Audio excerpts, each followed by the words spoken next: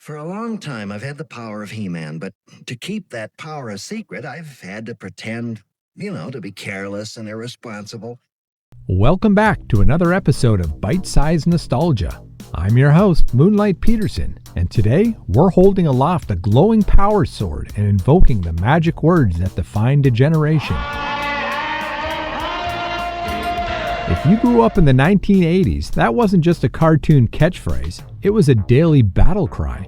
Today, we're stepping into the mystical, techno-fantasy world of Eternia to trace the staggering meteoric rise and the utterly chaotic fall of He-Man and the Masters of the Universe. We're going to look at it all, how a plastic toy line completely rewrote the rules of children's television, the legendary Filmation animated series that gave it a soul, and the bizarre, cyberpunk-infused 1987 live-action movie starring Dolph Lundgren that tried to take the franchise to the silver screen.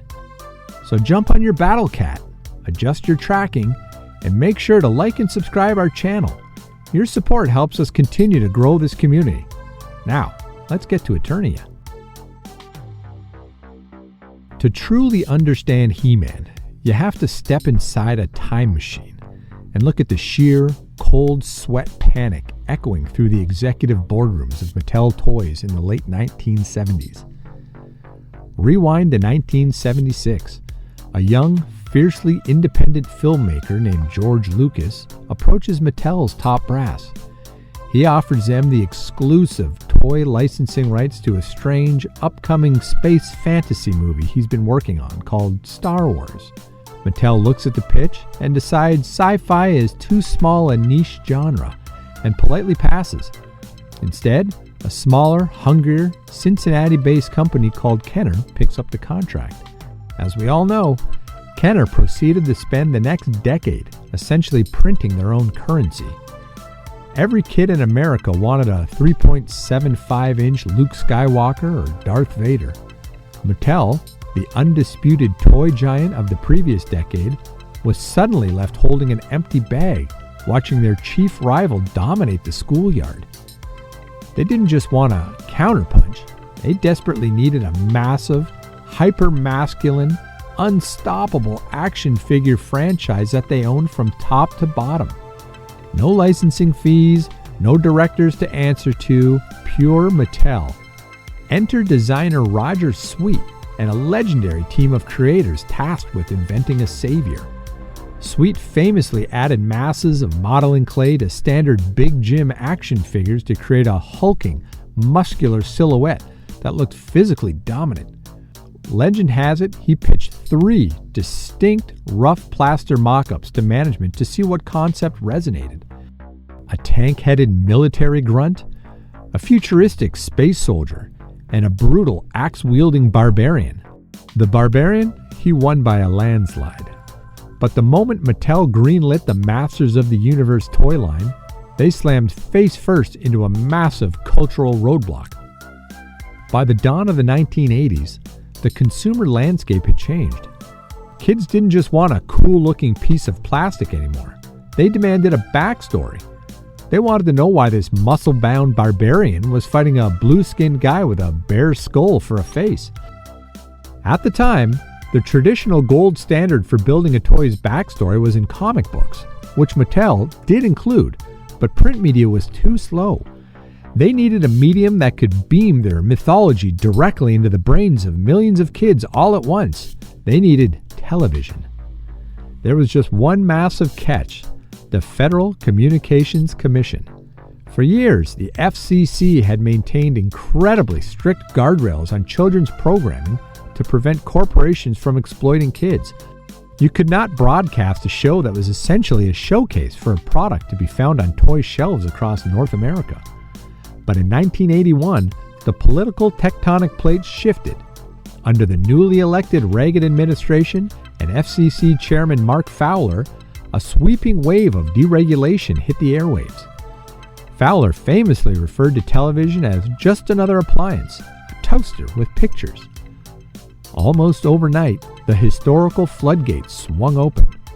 For the first time, a toy company could explicitly manufacture a television show designed entirely around selling its existing plastic catalog. To bring this plastic universe to life, Mattel partnered with Filmation, an animation house famous for aggressively cutting corners, recycling cells, and stretching thin budgets to the absolute limit. But Filmation also brought something money couldn't buy, an incredible, sincere heart. When He-Man and the Masters of the Universe finally debuted in syndication in the fall of 1983, it didn't just top the ratings, it fundamentally rewrote the entertainment industry. The toy-to-screen pipeline was officially born, changing Saturday mornings forever. If Mattel provided the plastic raw materials, it was Filmation that gave the franchise its beating heart. He-Man and the Masters of the Universe was a masterclass in creative economics, born out in a studio that turned extreme, heavy budgetary limitations into an art form. If you sit down and watch an episode today, Filmation's cost-cutting shortcuts are impossible to miss. The animators relied on a massive library of rotoscoped stock footage. You'd see the exact same running cycles, the same heavy right hook punches, and the same painted backgrounds recycled episode after episode. Even Prince Adam's legendary transformation sequence, holding the sword aloft as lightning crackled across the screen, was reused constantly. It wasn't just iconic, it was a brilliant financial hack that saved the studio from having to draw thousands of expensive new frames of animation. But what the show aggressively lacked in fluid, high-budget animation, it more than made up for with unparalleled world-building and unforgettable characters. The core dynamic was brilliant in its simplicity.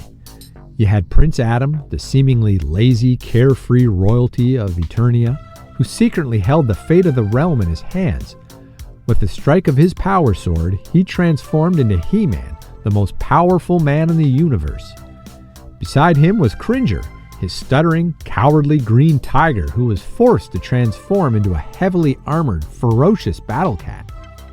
And then, of course, there was the side of evil. The show gave us arguably one of the greatest, most entertaining villains in broadcast history, Skeletor. Voiced with absolute theatrical malice by Alan Oppenheimer, Skeletor wasn't just a dark wizard trying to conquer Castle Grayskull. He was sassy. He spent half his screen time utterly roasting his own bumbling henchmen. Watching Skeletor berate Beastman or Trapjaw, calling them foolish dunderheads or imbeciles, became half the joy of the series. Yet despite the lasers, axes, and skull-faced villains, what truly anchored Masters of the Universe in the hearts of skeptical parents and kept a newly deregulated FCC off their backs was the legendary PSA segment tagged onto the final minute of every episode. Before the credits rolled, He-Man, Teela, or Man-at-Arms would step completely out of the narrative, look directly into the camera, and deliver a grounded moral lesson. They broke down the plot of each episode to discuss the dangers of talking to strangers, the importance of reading, or why lying to your parents always backfires. It was a brilliant public relations shield. By dedicating that final minute to character education, Mattel and Filmation effectively transformed what was fundamentally a 22-minute commercial for their action figures into an educational program. It gave the franchise a wholesome, protective aura that parents could trust, ensuring that for a few glorious years, He-Man remained the absolute, undisputed king of the schoolyard. By 1986, the unstoppable He-Man phenomenon was finally starting to show signs of cooling off. The toy aisles were no longer a monochrome kingdom of Eternian barbarians.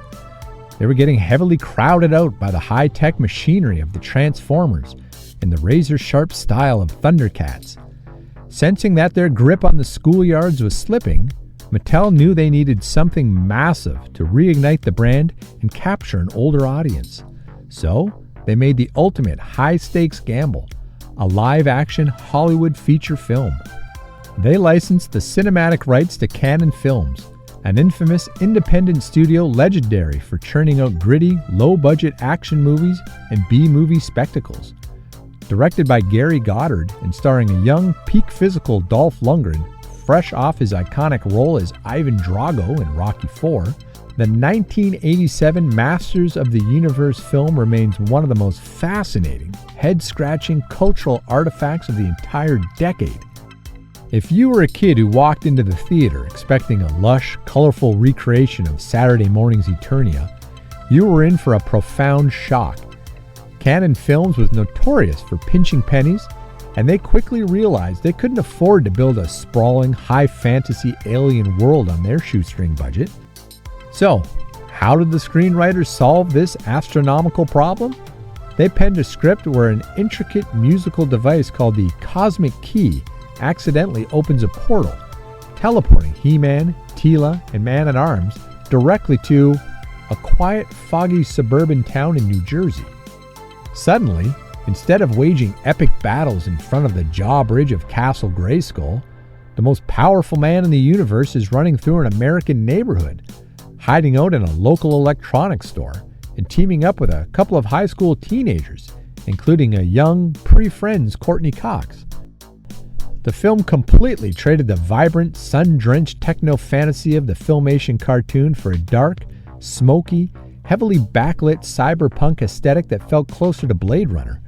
Yet, despite its bizarre departures and earthly setting, the movie boasts some incredible, undeniable high points. Chief among them is Frank Langella's performance as Skeletor, which is an absolute masterclass. Langella famously accepted the villainous role because his young son was a die-hard fan of the cartoon, and he completely threw himself into the performance. Underneath pounds of heavy prosthetic makeup, Langella delivered a Shakespearean, menacing, and genuinely terrifying version of the character that completely outshone the rest of the film. Unfortunately, not even a brilliant Skeletor could save the production from its grim destiny. The movie was a resounding box office bomb, arriving in theaters just as the toy line was collapsing at retail from severe oversaturation. Mattel had flooded the market with too many obscure, gimmicky figures that kids didn't care about, while the youth of America were rapidly moving away from the plastic action figures altogether and into the digital glow of Nintendo video games. Combined with the fact that Cannon Films was already facing total financial ruin behind the scenes, the movie's failure marked the official, bittersweet end of the golden age of Eternia. The live-action movie may have marked the definitive end of the franchise's original 1980s run, but as history has shown us, you simply cannot keep a good thing down. Over the decades, Masters of the Universe has proven to be entirely indestructible, constantly adapting to capture new generations of fans. We've witnessed sleek modern reboots in the early 2000s, an acclaimed Netflix animated series helmed by Kevin Smith, and the birth of a massive, thriving collector market where those original, chunky plastic action figures we used to throw around in the mud now command hundreds, sometimes thousands of dollars on the secondary market. So why does He-Man still resonate so deeply after more than 40 years? Because at its core, the franchise was the ultimate lawless playground for the imagination. It was a universe that flat out refused to care about creative boundaries or genres. It boldly mixed high-tech laser guns with medieval broadswords, ancient sorcery with futuristic spaceship technology, and it wrapped it all in a powerful, universal message. No matter how small, awkward, or ordinary we might feel in our day-to-day lives, just like Prince Adam, we all have a hidden, extraordinary power inside of us waiting to be unlocked. Now I want to hear from you. Did you have the iconic Castle Grayskull playset growing up? Who is your favorite obscure henchman from the toy line? Let me know in the comments or find the show on social media to share your memories.